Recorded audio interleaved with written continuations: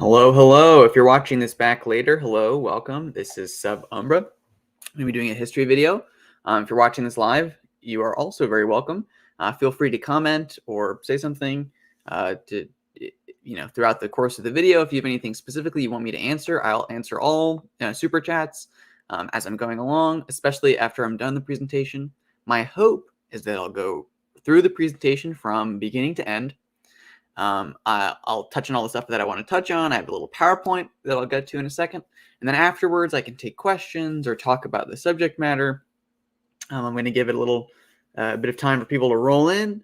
So that people can be here to talk about this topic. I think it's interesting intersection between some of the things I like talking about in church history, and it's an interesting intersection with American history, Protestantism. I do think lots of the debate today about what is Protestantism, what does Protestantism look like, how do we get here, kind of American. Really, this is going to be about American church shopping culture, and that'll start to make sense in a minute once we start to get rolling with the presentation. But I think a lot of people will be interested to find out about this. But it's the question. I think if we were living about 100 years ago, that would be pretty obvious to us, which is, okay, I look at Sweden, I look at the Netherlands, I look at Britain, I look at Scotland. England and Scotland would be better examples. But basically you say, okay, well, all of these countries are Protestant countries, but this one has one church and this one has two and this one has 45. How did America get that way? And I think people try to kind of wave it away as just kind of like, oh, over individualism, all these kinds of things. But that kind of ignores the fact that it wasn't really that way in Canada for a while, which had a very similar culture to ours, and I think this presentation will kind of help people understand that. All right, let's pull up the PowerPoint. Okay, if everything is all right, if everyone can hear me, if you can't hear me, just message me and let me know. I can see all the comments and everything. Okay. So probably you've heard about what's called the Great Awakening, and you've probably heard about early American spirituality. You've probably heard about the Wesley brothers, and you've probably heard about George Whitefield, and maybe you've heard about like Henry Muhlenberg. A lot of these early guys, they basically directly precede the period of the American Revolution. And what a lot of people don't realize is they were kind of answering a problem that was pretty common at the time, which was this enormous pastor shortage in the New World. And let me try to explain that in a second. So a good document that you can read about this, and this is just history reasons, but also, it gives you a good perspective, by the way, on how the Anglican Church at the time viewed all of these other churches, like the Presbyterians and the Lutherans and the Congregationalists and all these things, which are kind of exploding in the New World. What Thomas Bray quickly realizes when he comes to the early America, his tour around America is in the 1690s-ish. This is published in 1701, but it's not actually about, obviously he wasn't there that year and then published it immediately. But he goes to North America kind of to see how all of the colonies are doing. He talks also about Newfoundland, which was at this time the only part of Canada today that was under British control. And he goes basically colony by colony and has different understandings. So in the north, you have these Congregationalist colonies or Puritan colonies, which are basically theocracies. So the congregational government also is the church and is the state and is all of this. So the positions in churches is kind of a government role. There's a lot of not necessarily corruption, but definitely political advantageism. People start to see it it's more relevant if you're an influential person versus if you're very pious. And that's not always a zero-sum game. All those kind of things. Don't want to put it that way because there were very educated people, right? This is why they built Harvard and Yale. But there were lots of dissenters who were starting their own factions.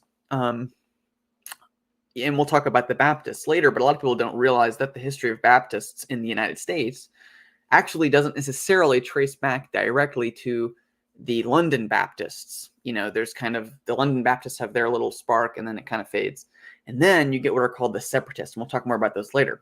But the real meat of what's the pastor shortage problem is south of New England.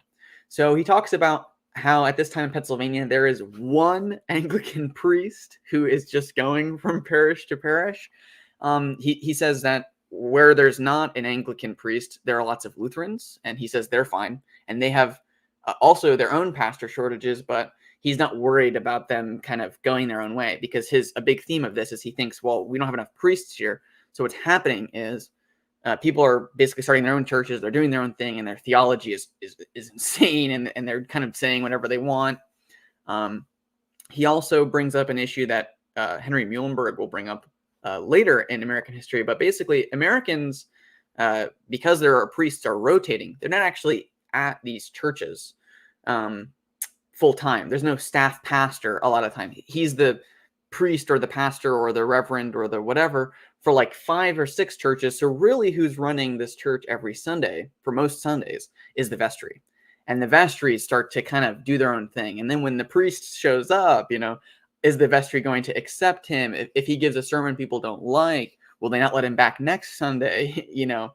And this happened a lot, actually. And we'll talk about this later, but this happened, he mentions it in the 1690s. This is a consistent American classic, if you will, that keeps going on in this period in American history, these kind of strong vestries. Now, of course, in New England, it's the same, because that's the point of congregational polity, is that the congregation is in charge. But of course, to Thomas Bray, this is horrible, and he's really concerned about it.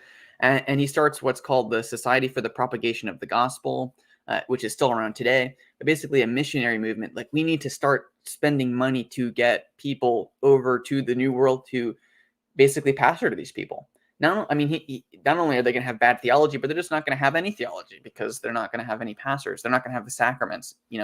That's basically what he's concerned about. And so going down the coast, of course, he complains that in the parts that were Dutch, I think he's fine with the fact that they're Presbyterians, but he's noticing that in like New Jersey and even Maryland and Virginia and all these places, what's happening is people are kind of, well, where is there a good sermon haver, and they're kind of mixing confessions and stuff like this, and he thinks this is problematic. Of course, he has a pretty high view of the threefold ministry, so he thinks this is not very good, and he's complaining about the Quakers. Of course, the Quakers don't have pastors, so they have an advantage, especially in Pennsylvania, or they have pastors, but he doesn't count them, so he just kind of glosses over that. He just thinks that there's this market problem. He talks about the Lutherans having the same problem, that they need to ship over pastors from Germany, which also endures for the Lutherans, and goes on and on and on. Delaware, I believe, also has a large Lutheran presence at this time. It's mostly Swedish. It's 1690. Remember, this is like, almost 100 years before the American Revolution. So pretty early on, but he's noticing this problem already. And he says, well, and if these colonies are going to keep growing, this is going to get a bigger and a bigger problem as if we don't solve it fast. And, they don't solve it fast, unfortunately. Virginia is another great example of what ends up happening is the local government realizes people are not going to the Anglican churches, and they're doing their own thing, and they're meeting in the woods, and they're, like having dance parties and calling that divine service and all that kind of stuff. They're neglecting the sacraments. They're all this stuff. They're protesting preachers they don't like. So even if they do get a pastor, right, they send him away when he shows up because they don't like the stuff he's saying. And then, they'll go running to the Virginia House of Burgesses. The Virginia House of Burgesses will be like, well, what did you say wrong? And he'll basically just be like, I just was trying to, give a sermon about the Trinity or something. And, Mary Sue over here didn't agree with the Trinity. And, I was my job to correct her, but she didn't think that was my place. And basically the vestry members in the New World realized they had this power. Not even vestry members, but just people in the congregation realized they had a lot more control here than they did in the Old World, especially in England, where there was a lot of enforcement power. So in Virginia, they start forcing people to go to Anglican churches. There was basically an establishment of the state church. If you didn't go to church on Sunday at the Anglican parish nearby you had to pay taxes to the government. They eventually implemented this in Maryland too, to crack down on Catholics. But interestingly enough, Thomas Bray points out that there are a lot of people who are Catholic in Maryland who actually weren't Catholic immigrants. What ends up happening is the Catholics, he blames the French for this, have a lot of priests. So Anglicans just start going to, or Anglican immigrants are just going to Catholic priests in Maryland because they have them at all. And he sees this as a huge problem. He also sees the problem of, he thinks that the French are going to evangelize all of the Native Americans, and that the Native Americans will become Catholic, and then it'll be a geopolitical problem. Now, I'm not sure how realistic that was, but he's got these concerns, and he's trying to, he's also trying to make a case, I guess, to have some little bit of historical perspective. He's trying to articulate why they need pastors in the New World. So he is kind of maybe dramatizing it a little bit, but he is genuinely concerned. Okay. And it gets worse, basically, as the century goes on. So this is about 1690s, right? We're talking before, at 1701 is when his pamphlet is published. The population is really not large at this time. It's about 210,000 people in the New World. And I think it's every 20 years in the New World. Even Benjamin Franklin was able to observe this, by the way, before, like, serious censuses were taken. But the population of the New World is just doubling and doubling and doubling, especially in the American colonies. Huge swaths of people are emigrating, especially from England at this time, even from Scotland and Northern Ireland as well, and Wales, to the New World. And the population is just skyrocketing, but the pastor population is not. There's no priests, there's no pastors, there's no ordained clergy, and the problem just keeps spiraling. So even as this New World is getting built up and getting, in some senses more urbanized or civilized, or whatever you want to call it, it's getting deeper and deeper into this pastor shortage problem. And so philosophies start to develop about this.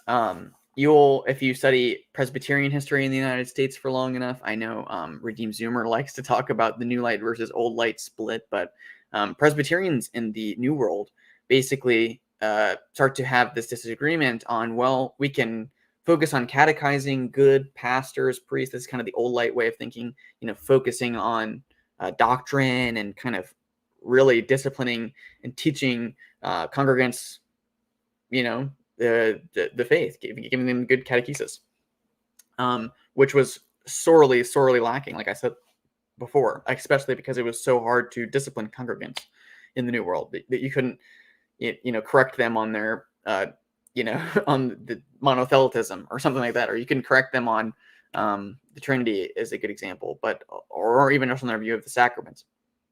And so the Old Light people wanted to keep with strong catechesis, strong enforcement of doctrine and theology and all these things, and being classical, and long catechetical processes, and making sure that professors were robust and all this stuff, which was going to be costly but would lead to a shortage of ministers, was the worry. And so the New Light people were kind of embracing the Great Awakening, is what it's going to be called, of kind of street preachers, corner store preaching, going across the country to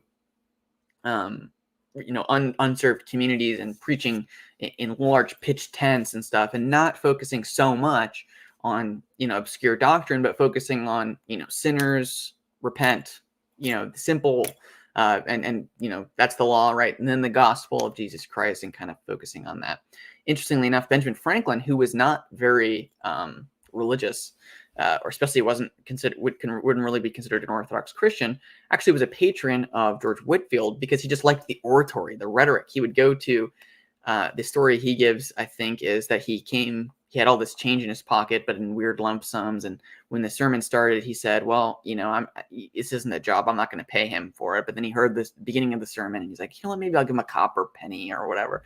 And then the sermon kept going on. He's like, maybe I'll give him like some of the pennies in my pocket. And by the end of the sermon, he had dumped his pockets out into the thing. He was like, that was a really good show, basically, to George Whitefield. Now, nothing against George Whitefield, but I think the idea of there were these impressive evangelical moments we're starting to kind of take over. And you can see the Presbyterian community kind of divided on this. Another interesting example is a story about Samuel Davies. Samuel Davies was a Presbyterian. And if you notice, you look at this map, the southern United States was mostly entirely Anglican. There wasn't as much diversity as there was in the north for a variety of reasons, but there were communities that didn't have priests and didn't have pastors. So Samuel Davies went to parishes in the South, especially in Virginia, I believe, and preached at Anglican pulpits, and or preached to people who would otherwise be Anglican parishioners. A good example of this is, I'm forgetting his name, the first governor of Virginia. He's a famous, I can't believe I'm forgetting his name. He's a very famous revolutionary, but he's a great example of someone who is influenced by Samuel Davies.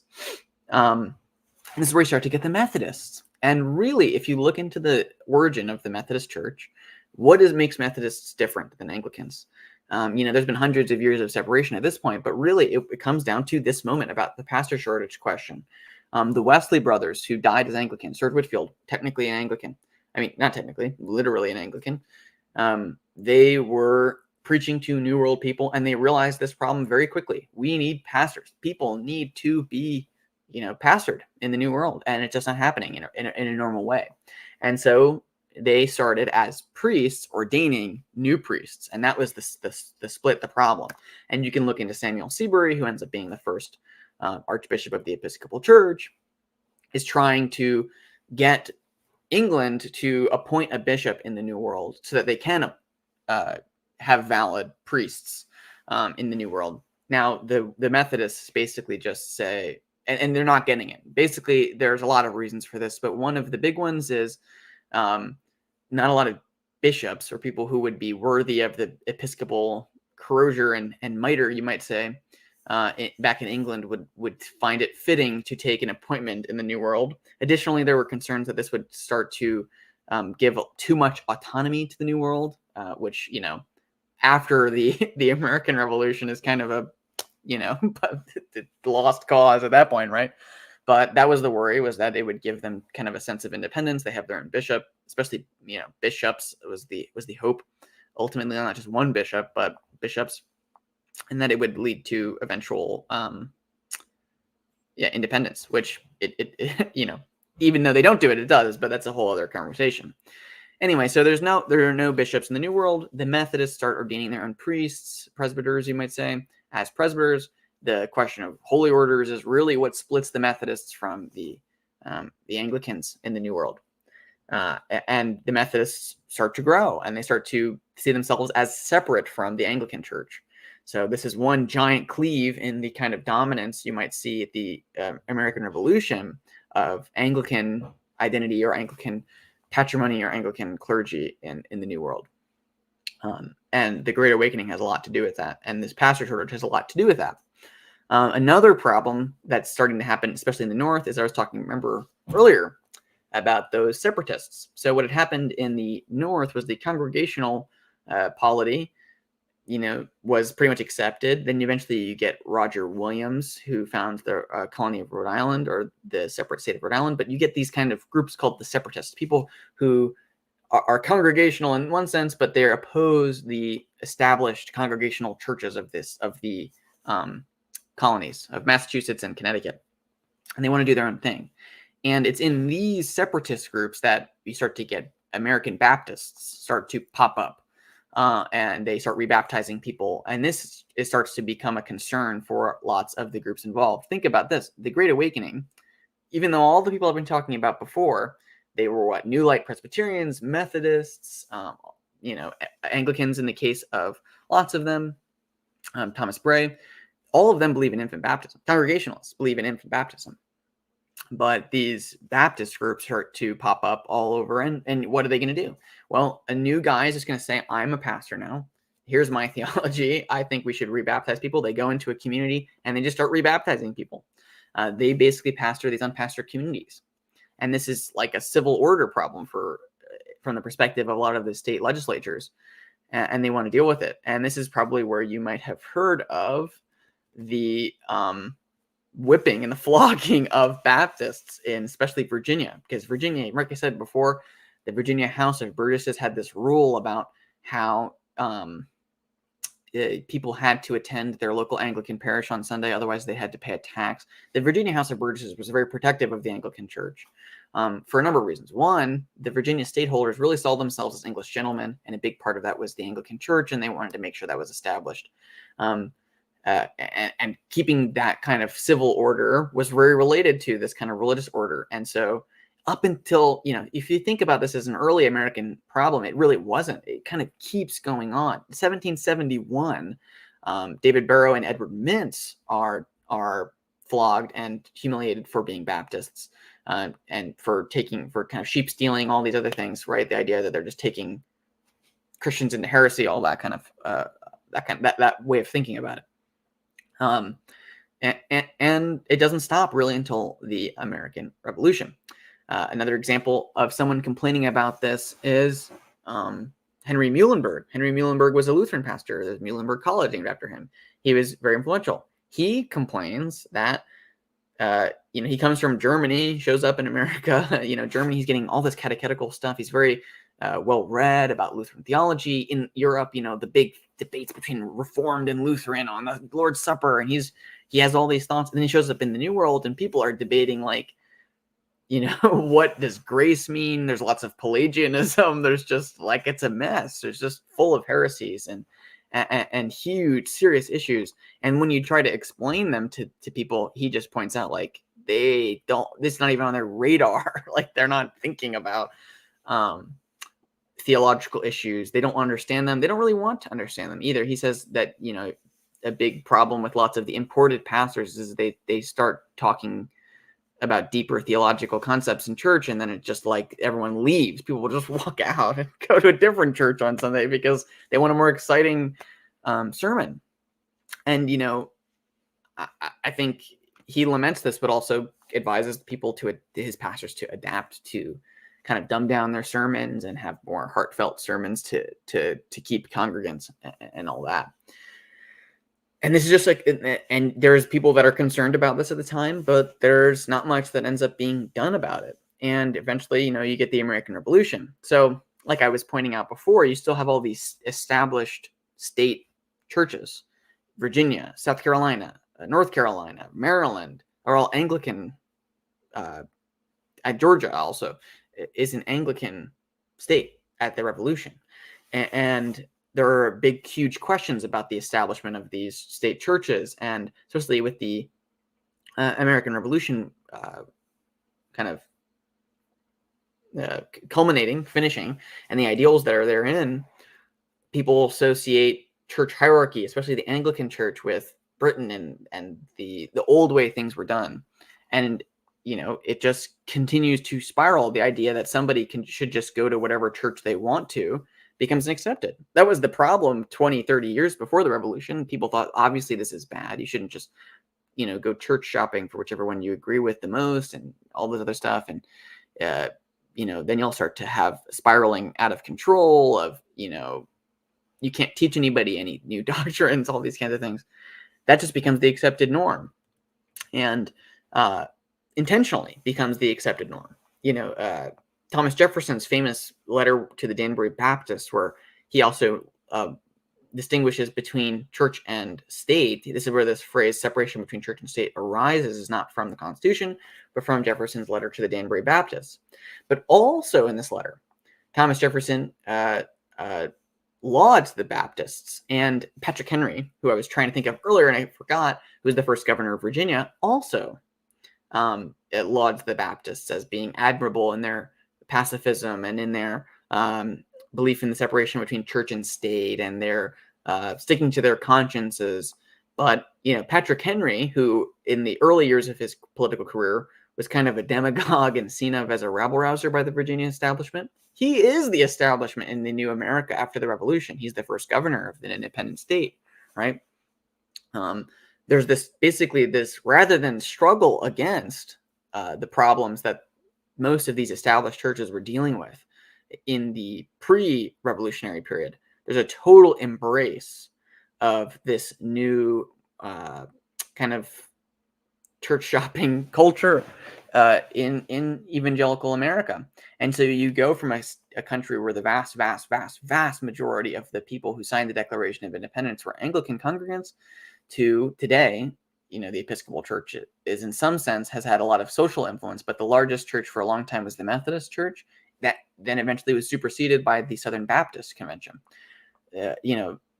in one sense, I completely would want to concede the fact that Baptists today are not exactly the same as the Baptists at this point, but the Baptists at this point eventually win. They get some establishment credits, they get some theological seminaries, and they begin to make some better arguments for the things they didn't really have arguments for at this time, in my opinion. And you can see how all of this kind of carries on to today. I mean, I feel like, and this is kind of the discussion topic I kind of want to open up to everybody. This is the last slide, but this is the kind of beginning of the American church shopping culture, I think, right? The idea that you pick yours fundamentally. There's an idea that goes around, I'm not sure if he says it in this letter, but Jefferson basically it says, oh, well, the Baptist faith, the idea that you elect to join the covenant of God, not you can't be born into it by your parents, all those kinds of things, that it's this kind of individual choice, it coheres a lot better with the American spirit. And a lot of people were commenting on this at the time. And so what you end up getting is, instead of the kind of state churches that Protestant churches and confessionalism that's common in Europe, you get this kind of seeker sensitivity before that word is really used. This idea that you kind of have to appeal to people. And now, in some sense, I would say that the Methodist Church kind of takes up the mantle of the default church in a way, from the Anglican Church at this time. Hold on, see if I can fix my lighting. Because they were able to embrace and fix the pastor shortage a lot sooner than other denominations. And but even they are forced to but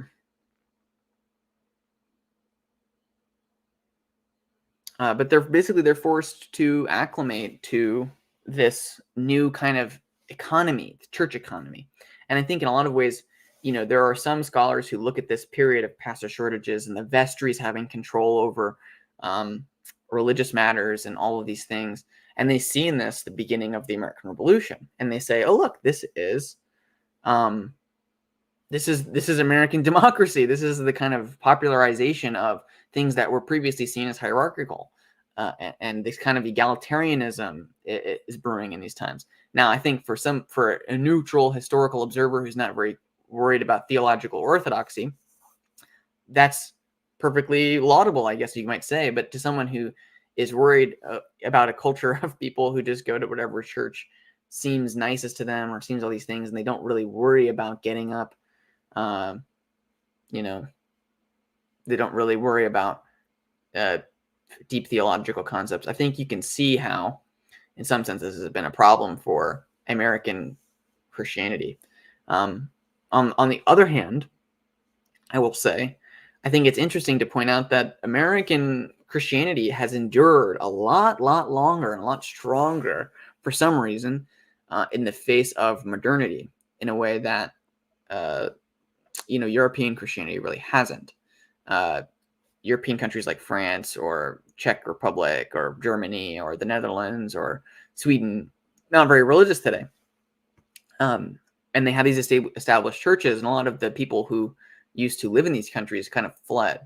A thought I've always had, and I'll keep talking if anybody's got any questions, but a thought I've always had is, actually, if you look at the demographics, especially in Germany after the 30 Years' War, a lot of the people who feel religiously convicted about their confessionalism, whether that be Lutheranism or German Reformed people, basically leave to come to the United States. So even the most devout, in that sense, kind of come to the United States. A lot of people talk about the 30 Years' War as like a nobody wins situation, but if you just look at the confessional map of Germany before and after the 30 Years' War, there are a lot more Catholic states after the war than there were before the war. And so in some sense, Catholicism as a confession wins. Now, the Habsburgs definitely struggle to maintain their grip and their control over Germany at the time, but that's a story for another day. Anyway, you look at all these countries who kind of lost their faith. They did have this. They did get a little bit lost in the weeds of theology. The problem that was so immediate and obvious to people like Thomas Bray and to Henry Muhlenberg was bubbling under the surface in all these other countries, but it wasn't addressed despite that, it was so obvious to these people. And so that's kind of what evangelicalism is. That's why evangelicalism is such an American thing. And not for nothing, but evangelicalism has spread pretty far and wide across the world now. And in some sense, American Christianity has become a kind of global default, especially after, the geopolitical domination of the United States after World War II. Okay, I'm 30 minutes into the stream. That was about most of my presentation. If anyone has anything they want to add, I'm going to look at the comments right about now. Okay. Yeah, I think it's interesting if you look at, for instance, especially the way Lutherans talked about this at the time. I mentioned Muhlenberg, but even people in the continental Lutheran countries talk about how sermons, just the default of these sermons at this time, are just like long expositions about theology and about the sacraments and why they're reformed or wrong and stupid or something, And it's just like, I can't imagine that being the default. Now, at the time, people like Kierkegaard who talk about this are very derisive of this fact that all of the pastors are theology nerds and they don't have anything meaningful to talk to about with people. But I think I agree. I think the default in America, you read that, you're like, how many sermons have I sat through about the mode of the reception of the Eucharist? And it's probably about none. I imagine even like a Roman Catholic grows up, doesn't hear about this, but the default of American sermonology. And that's another thing too, is that you kind of see the rise in the importance of the sermon, right? So Thomas Bray talks about this. There's not a lot of the Eucharist loses its centrality in worship in the New World. Why? Well, because they don't always have ordained ministers to administer the Eucharist. So most services don't have it. So what do we do for most of the service? Well, we preach. And the sermon becomes a huge part of American Christianity in a way that it really wasn't even before. Now, it already had experienced a growth in prominence as a result of the Protestant Reformation. But in some sense, it's like the importance of the sermon in the Christian worship service was kind of minimal.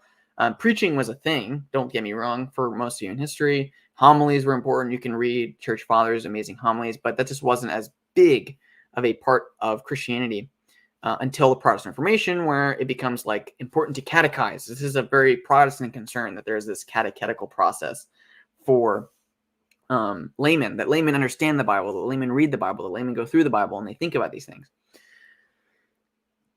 But the American setting ramps that up even more, because that's the thing that people can deliver, right? You just imagine a congregation coming together on Sunday. They sing some songs, and then they're like, well, what do we do now, guys? Right? What's the Sunday service going to be about?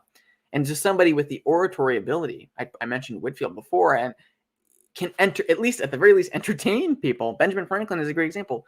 He is not really a devout Christian. You can look into his lifestyle and his life beliefs. He doesn't care, but he would still go to these sermons at the time for the rhetoric, for the talking, for the entertainment, for the ideas, for the discussions, and that's really the heart of the emphasis. The most famous American sermon, if anybody knows, is "Sinners in the Hands of an Angry God." That's Jonathan Edwards, I believe. Right? That is a sermon people can understand. Right? It is just law, gospel, boom. Like that gets a crowd going, I guess, and you get lots of the kind of emotionalism of these crowds as all the way back then. And I mean, also just think about, there were probably people who hadn't been to church nearly as often, not out of personal desire not to go to church, but just because they've been living on the frontier for years before it was even a church building was even erected anywhere near them that they could reasonably be expected to go to on a Sunday, right? And when they would show up after years, maybe they don't even remember. Maybe they were like 4 or 5 when they came to the New World. Now they're 15, 16. They're already out, and it's hard for us to imagine now, but 15, 16-year-olds would have been considered independent at this point in American history, pretty much, for the average working class family. They would have gone out, got a job, stumbled onto a church on a Sunday, heard people singing maybe, and the pastor would start talking about, who knows what he would start talking about, but he'd start giving his sermon. And, this kind of woodsman-y, yeoman-y kind of guy would start to think, well, That's his opinion, I guess, but I don't really agree with that. I've lived my life. I learned a lot of things. I pray a lot, and this is kind of what I think. So appreciate that, but don't appreciate that, right? Then that guy starts to grow in prominence. A big, element of the economy in the New World of this time is, remember, I was talking about that rapid population growth. So people who had been there right before population booms, if you just spent enough time in this consistent enterprise in America and you got yourself established, supply and demand and all these things are going to rapidly increase as you establish yourself. And so you actually basically become very successful very easily, or it's way easier to make it in the United States, or what with the colonies at this time, than it was anywhere else. So these people would have become prominent. Then they would have become vestry members. Then they would have become members of a legislature, for instance. And they think of themselves as fully well knowledgeable on all of these issues that they, that they're really just not. And the kind of sola scriptura that is kind of a caricature that the Roman Catholics caricature Protestantism as being, really starts to exist now, of people kind of taking this passage out of context and saying, well, this proves my idea, and not really being forced into serious exegesis of the text. And it really just rolls right along. Okay, I'm going to keep reading the comments.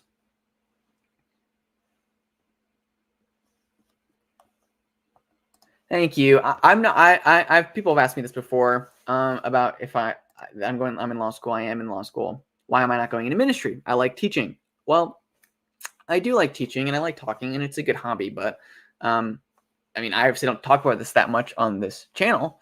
I actually do have some videos where I talk about law, but I also like law. I love law. I've got some experience practicing. That's why, or not really practicing in the true sense, but in working in the fields in law and all those kinds of things. And so, while theology is really interesting to me, so is law, and that was the kind of job that I'm on the pipeline for, and I don't have any regrets about that. But I appreciate that. Thank you. Yeah.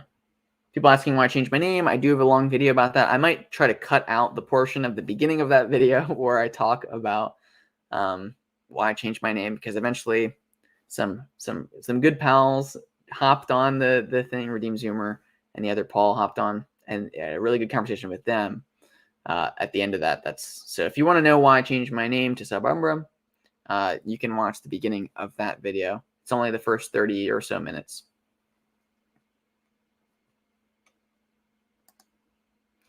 Interesting thought about the somewhat theological adaptability of American religion and how it has endured through modernity better than Europe.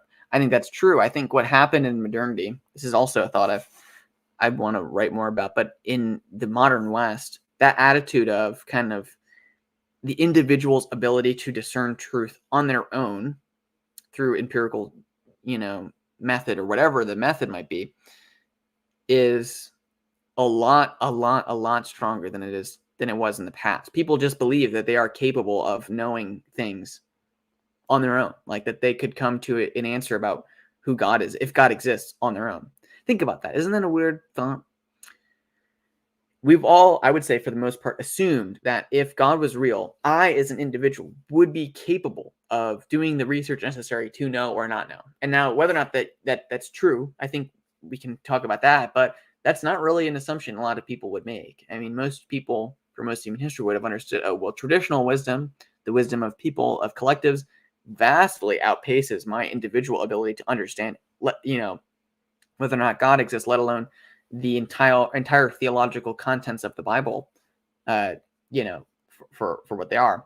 So I think Americans who already kind of thought that way for a variety of their own reasons, who had a Christianity that in a sense was already playing to that sensibility that you can discover everything on your own, was better when modernity came about and reinstilled that understanding into the hearts of most people, right? Because even sola scriptura, if you think about it, right, if you really read these early Protestant reformers, they don't believe they're capable of exegeting the entire Bible on their own and getting all the theology correct. They still value the church fathers and historic tradition on lots of these issues as necessary for understanding. They just see the Bible as the sole source of doctrine for the modern Christian. Now, how do you interpret this passage or that passage? the church fathers can become a helpful tool there. Because they would have understood naturally, in a way we don't today, that the utility of respecting elders in the faith, or people who have thought about these things before you, and the consensus of the faith, right? That would have had a lot more weight for them than it does for us. So it's an interesting tension.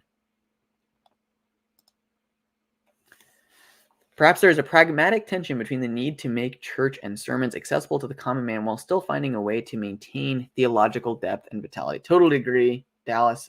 That's a big, I think, lesson you have to take away from looking at this period, is kind of what kind of should have been done. I mean, I can find you probably 18 million Episcopal priests over the past 200 years, Anglican priests over the past 200 years, who just would have done anything to have go back in time and put a gun to King George II's head and say, "I ordain a bishop in the New World. Do it.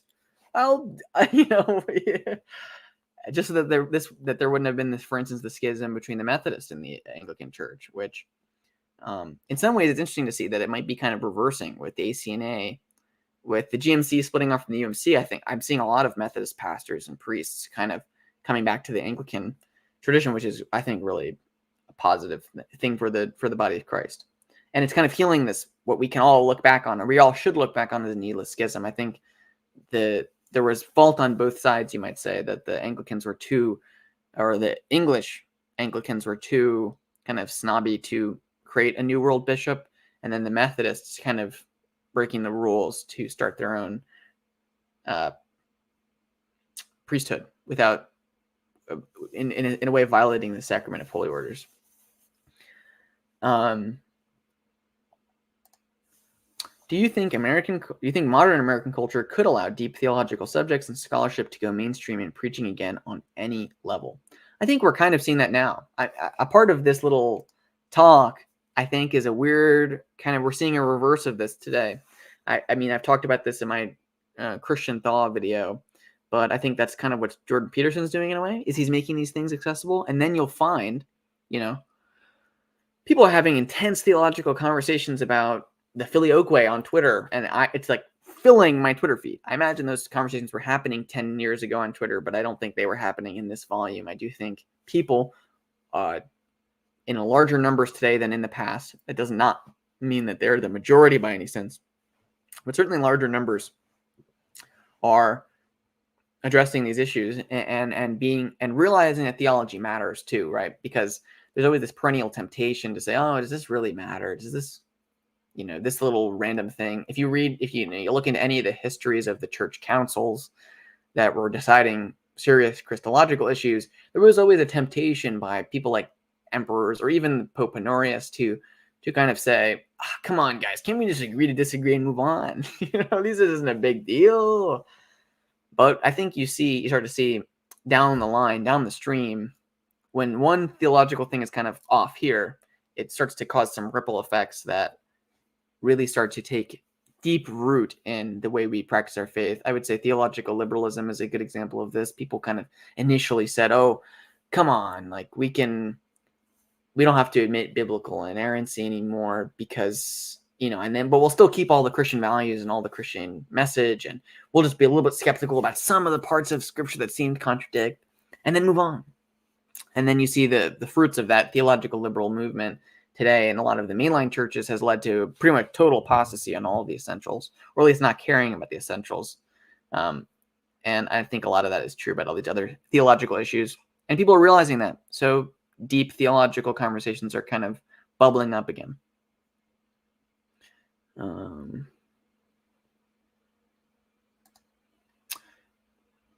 Is the reason for a once a month or once a quarter communion nowadays also a result of historic pastor shortages? I think in a lot of places, I think that probably is the practical origin of this practice. I also think some churches tend not to care as much about the sacrament of communion, and so it kind of makes the service longer, just anecdotally, so it's easier to keep it that way. And I'm not sure. It probably depends on the situation. Probably depends on the denomination as it goes down. Yeah, and people are talking too. I mean, we also are having a pastor shortage today. that's another thing people don't realize. Like in a lot of different denominations, a lot of different places, there are pastor shortages. I know Redeem Zoomer, one of his arguments for Reconquista in a lot of ways is that the PCA, I believe, has a pastor influx. They have too many pastors, and the PCUSA doesn't have enough pastors. And if all of the PCA pastors started going to PCUSA pulpits, they would, be able to kind of be conservative. But this is the issue we're talking about, isn't it? If that actually happened in America, do any of us know? Sorry about the weird light changing colors. If any of us know exactly what would happen in the situation, right? This is why people are so skeptical. What would happen is that PCA, conservative Presbyterian pastor, would show up in a PCUSA congregation, and he would start preaching, stuff that the congregation did not like. And what would that congregation's attitude be? They would complain. They would probably kick him out. They'd get rid of him.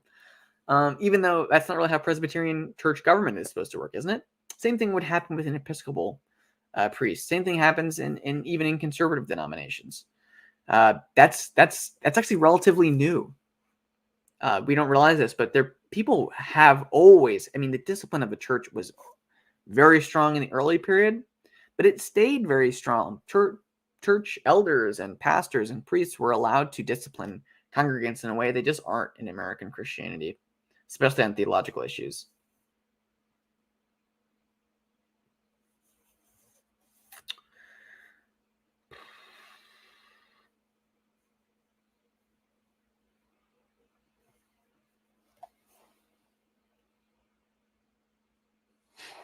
I think this is probably about me saying I'm going to cut up that long 3-hour video. So maybe you should just watch the 3-hour video. Maybe I won't cut it up. Maybe you're right. That's a good excuse not to go back and edit it. Another great reason to do the stream like this. Oh my gosh, the lighting is going nuts right now. See if that'll help.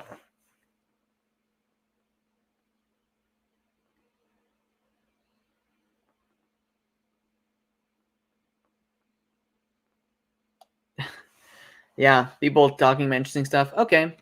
If anybody else has any more questions, I'll kind of talk and ramble a little bit for a little bit longer, see if anybody has anything to say. But if they don't, then I'll be happy to end the stream kind of soon. The light is yellow in reality, I think, if you're wondering why I was doing that. I don't know. I get that problem a lot. I think it's actually my camera. I'm not sure. I got this camera a while ago, and it started doing that. In some of my videos, you can find sometimes it does that, and I didn't catch it, and I always cringe when I see that. Ugh.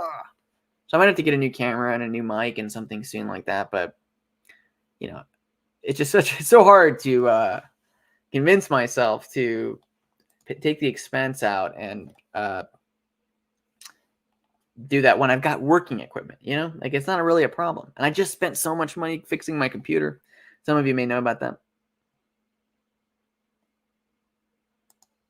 I think to answer this question, the question is random. Do you have any thoughts on home altars? The answer is that's a great idea.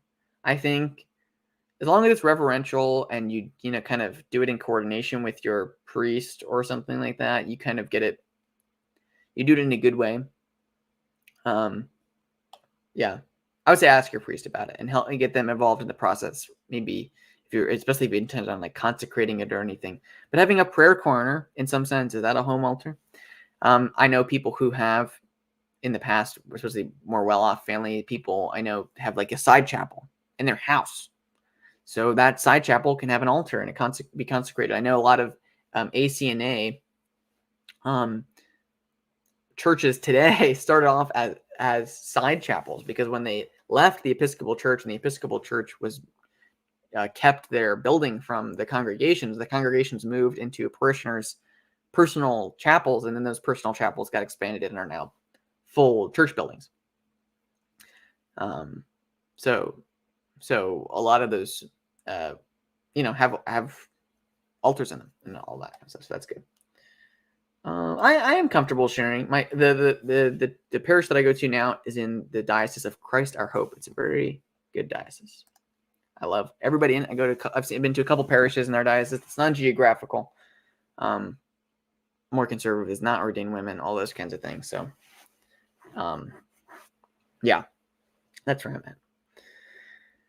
Okay, any more questions, guys? I'm glad to see people are on the stream and that are watching, but if nobody has any questions or anything to talk about, then that's fine too. We can end sooner rather than later.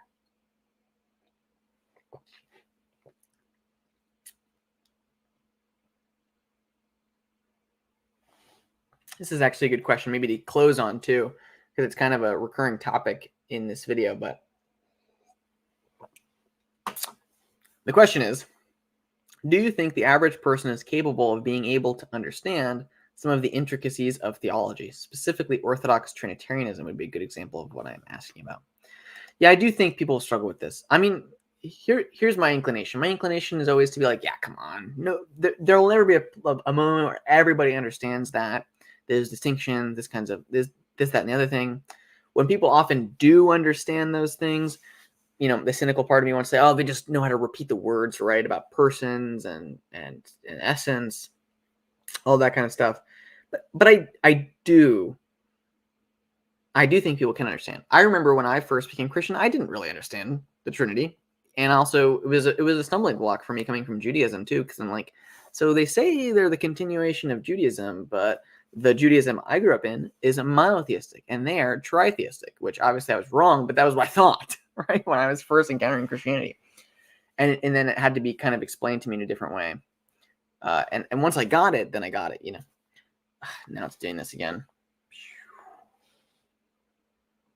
Maybe that fixed it. Anyway, and eventually I did understand. I do think it takes a little bit. My current priest is doing a lot of catechesis with people for an upcoming large confirmation when the bishop hopefully visits.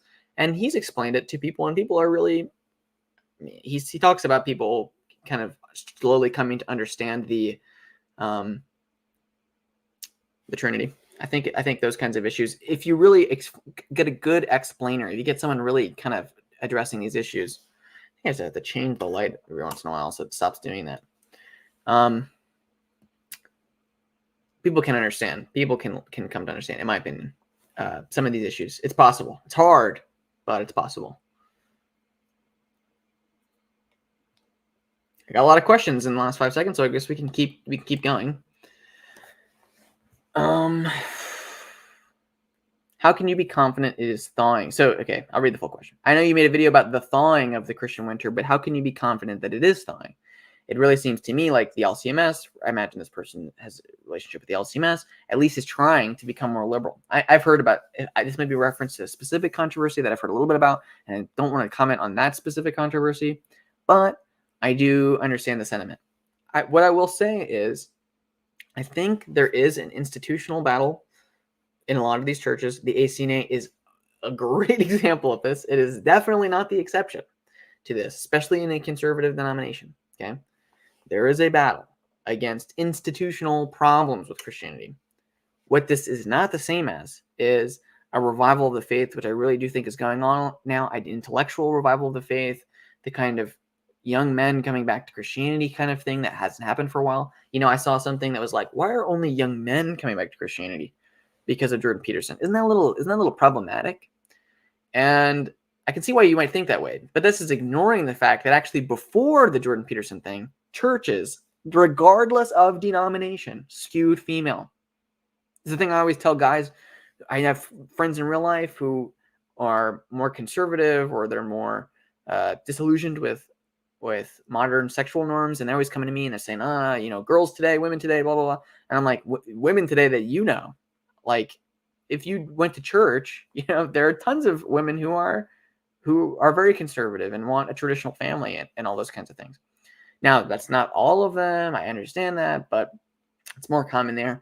And actually what you're seeing today, rather than some kind of male-dominated church space, is you're seeing a return to a more equal and a balanced church space because of young men coming back to Christianity. And when they're coming back to Christianity, this is what I mean by not a thawing. I think you're seeing boomers in charge of a lot of these denominations, and the boomers tend to not have the same inclinations as the younger people. I actually have a meme about this that I might pull up about the ACNA that I made a while ago, but I think it actually is very true. and they don't think about these things as much, right? So they're the ones in charge now, but in 20, 30 years, I think young people really do care. I had a great stream with the Muriosity podcast about this, especially in the Anglican world, that you should check out on their channel. I believe I have a version of it on my channel too.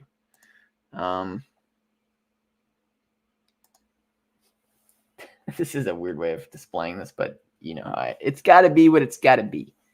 You know what I mean?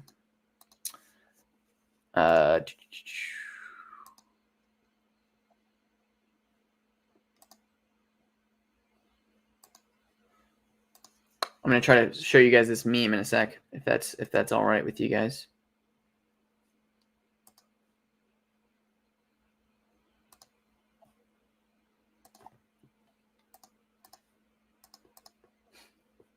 Is it sharing? I believe it is sharing. There it is. There's the meme. And I think I'm not going to read it aloud, but I do think this is very true. And I do think, and it got a lot of people following it and seeing it and sharing it, but it's very true. And I do think younger people today in evangelicalism, younger people today in all kinds of Christianity or whatever, tend to be a lot more theological than older conservative Christians. I think you can kind of see this tension even in the Roman Catholic world, by the way, with Bishop Robert Barron. I actually really like Robert Barron, but he says all these things that 20, 30, 40 years ago, society would have been like, wow, that's very brave of him to say, like, he's a hopeful universalist, all that kind of stuff. And then you see, like, you know, young trad Zoomer Catholics being like, no, you can't say that. How dare you? And you even see, I would say, some figures who I also really respect and I really enjoy, like Trent Horn, who have conflicts with their fan base when they say stuff that, you know, is a little bit more fippy-dippy. I know Trent Horn gets in trouble for saying that Thomism is not like the official position of the Catholic Church, but stuff like that. You know what I mean? Like we're way more theologically rigorous. My generation is, I would say, which is so weird to say. You know, how often does it trend that direction? Anyway, that's all that to answer that one question. Thank you so much. Okay. Next question. Do you use the Book of Common Prayer for your daily prayers? Easy answer, yes. Have you ever done a deep dive into the history of the Book of Common Prayer? Easy answer, no, unfortunately. I wish I have to, and I do intend to. And I love history, and I love prayer, and that is definitely on my bucket list. Yeah, what can we learn from this period in history? I mean, that's always the hardest part. You know, if you're writing a big paper, if you're a history, it's funny because you're in high school. You know, all they want you to do when you analyze history is say, what can we learn from this today?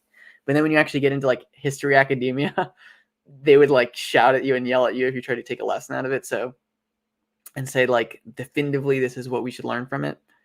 But I do think that, you know, I think one of the things I would say is a takeaway is people that are Protestant skeptic, and hey, come on, you know, if you've watched any of my videos, you know I'm very skeptical and critical of a lot of the excesses of Protestantism, but a lot of that stuff gets blamed on Protestantism per se, that it is really American cultural issues, right? And you can kind of draw the distinction between these two things and say one is better than the other, because I think the more magisterial Protestantism does exist, but has its own problems. But American Protestantism is also problematic in its own way. And I do think we need to have a kind of growing comfortability with discipline, that American churches are like anathema to it. I don't think that they like being disciplined. And I think that does cause theological drift and decay. And that's not very good.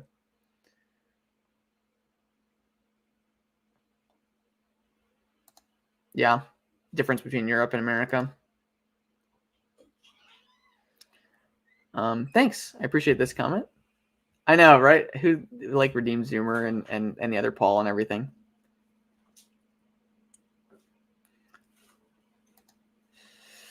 It streams on the 30. You mean, I imagine this is supposed to be 39 articles. I have not done a stream on that. Someone else would probably be better suited to do that. I know. I want to say someone else has done more streams on this. I imagine for a variety of reasons, more reformed Anglicans would do stuff like this. I believe the other Paul has done streams on the 39 articles. If you're interested, then you should watch those. Young men are becoming Muslim. I've heard this. I don't know anyone in real life who is this way. That's the thing I always have to think. You know, I haven't. I just don't know that many people in real life who became Muslim. Now I see a lot of that on TikTok. I understand. Oh, I don't have TikTok. I got people who send me TikToks and say you should debate this person who's a Muslim, and I'm not really a super debater. Maybe I'll get into that more in the future, but I don't see it as much in real life as I do see people returning to Christianity. Thank you. Thanks. Thank you. Even though I am Protestant, I've been reading Trinitarian theology. So far, St. Augustine and St. Basil specifically. That's so interesting. I just read De Trinitate by St. Augustine and On the Holy Spirit by St. Basil. We're like in sync, Triarian. We're doing all these things.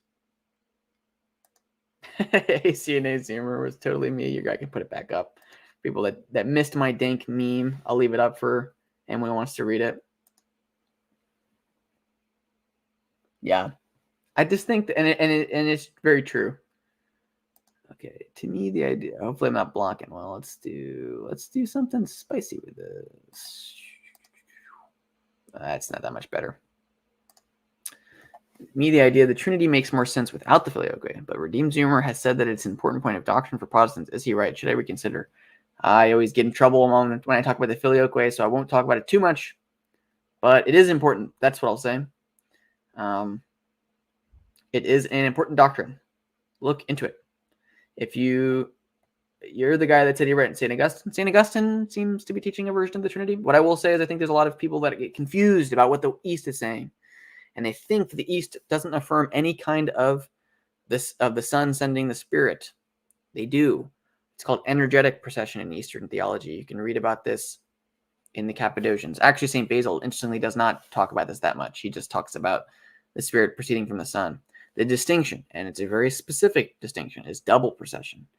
The Father and the Son, are they both equally necessary in the procession process, the procession of the Holy Spirit? Do they do it as one act together?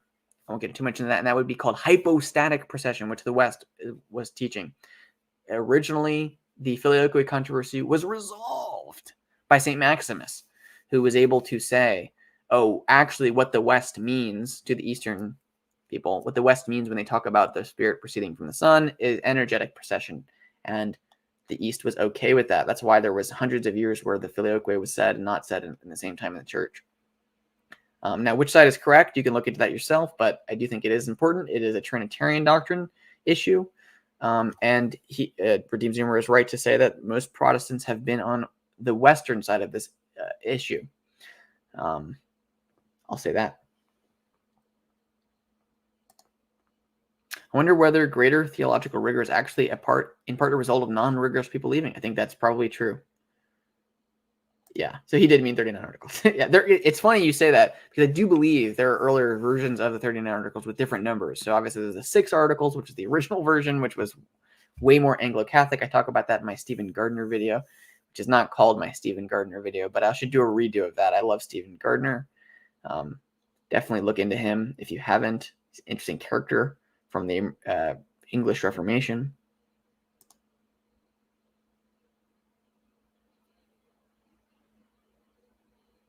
Yeah, the North American Theological Consultation of 2003 established Filioque is no longer a dividing issue.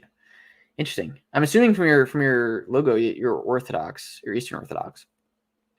And so it's always interesting to talk about that with Eastern Orthodox people. I find some not very ecumenical. I find some people who, for the Orthodox context, are very ecumenical on this issue. And then some people who are not ecumenical at all about this issue. I'm just saying, getting a little spike in viewership. If you missed the whole bulk of the stream, that's unfortunate. But if you have any questions, I'm taking questions right now and I'm talking about them. I just shared this meme that I made a little while ago talking about theological rigor. And yeah, be sure to watch the stream back if you're just joining us now. Dividing between Catholics and Orthodox. Yeah, I noticed the Catholic this is another thing I'll say about the Roman Church's stance on the Filioque. It seems like there's like it's the double procession is true, but we shouldn't have asserted it at the time we did. And to some extent, I respect that position, and to some extent, it's like, wow, this whole feud was for nothing. It's kind of how it feels a little bit. Okay. Well, thanks everybody for watching. I went through all of the questions people have asked me. Unless anyone gives any last minute super chats, I think I'm going to close off the stream. It was a nice 1 hour stream.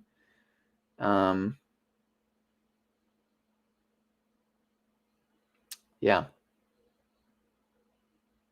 All right. So if you like the video, like the video. I always say this at the end of my videos, but I guess at the stream I don't have to. But if you like the video, like the video. If you want to see more, you can subscribe to watch more content. And you'll hit the little bell button. You'll get notified when I do new videos. If you want to support me, you can support me now, not at younganglican.locals.com, but at Umbra Alorum Domini at locals.com. I don't know. The link is in my YouTube. That's the problem with changing my name. Everything is different now. Yeah. Thanks so much for watching. God bless.